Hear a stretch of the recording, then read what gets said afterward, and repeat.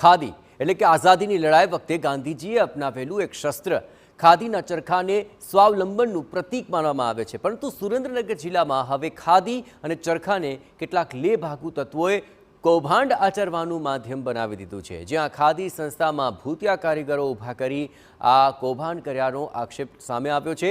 ખાદી સંસ્થામાં એવા લોકોના નામ કારીગર રીતે કાર્યરત છે કે જેમણે કોઈ દિવસ ચરખો જોયો પણ નથી। આવા લોકોની કારીગર તરીકે નોંધણી કરાવી તેમના નામે બેંક ખાતા ખોલાવી તેમાંથી બારોબાર પગાર ચાઉ કરી લેવાતો હોવાનો આરોપ લાગ્યો છે।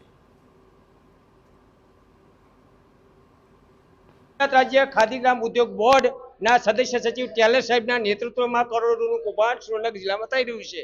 આ બાબતે અમે એક ફરિયાદ દાખલ કરવા સુરેન્દ્રનગર એ ડિવિઝન ખાતે આવેલા છીએ અને અત્યારે રજૂઆત કરી।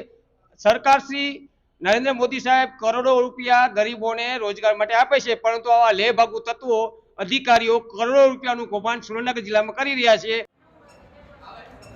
પીડિત પરિવાર જ્યારે પોતાનું બેંક ખાતું ખોલવા માટે બેંકમાં ગયા ત્યારે તેમને જાણ થઈ કે તેમના નામનું બેંક ખાતું તો પહેલેથી જ ખુલેલું છે, જે બેંક ખાતામાં પગાર પણ જમા થઈ રહ્યો હતો। પરિવાર પાસે બેંકની કોઈ વિગત નહોતી, તેમના નામે કોઈ પગાર મેળવીને રૂપિયા લઈ લેતું હતું। આ પરિવારનો આરોપ છે કે તેમની પાસેથી વીમા યોજના માટે આધાર કાર્ડ અને પાસપોર્ટ ફોટો લેવામાં આવ્યા હતા, જેનો ગેરઉપયોગ કરીને તેમના નામે આ બેંક ખાતું ખોલી આ કૌભાંડ આચરવામાં આવ્યું।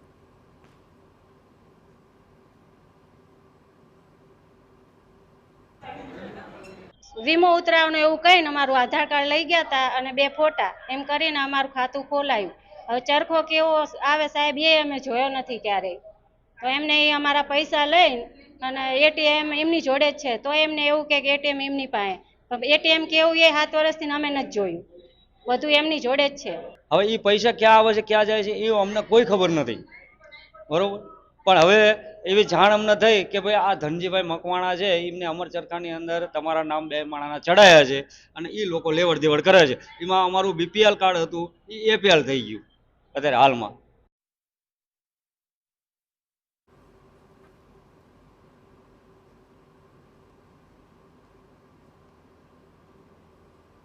તો આ બંનેની વિગતો આપે સાંભળી, તેમને ખ્યાલ પણ નથી કે તેમના નામે આવું કોઈ બેંક એકાઉન્ટ પહેલેથી જ કાર્યરત છે, તેમાં પગાર પણ જમા થઈ રહ્યો છે અને તે બારોબાર ચાઉ પણ થઈ રહ્યો છે।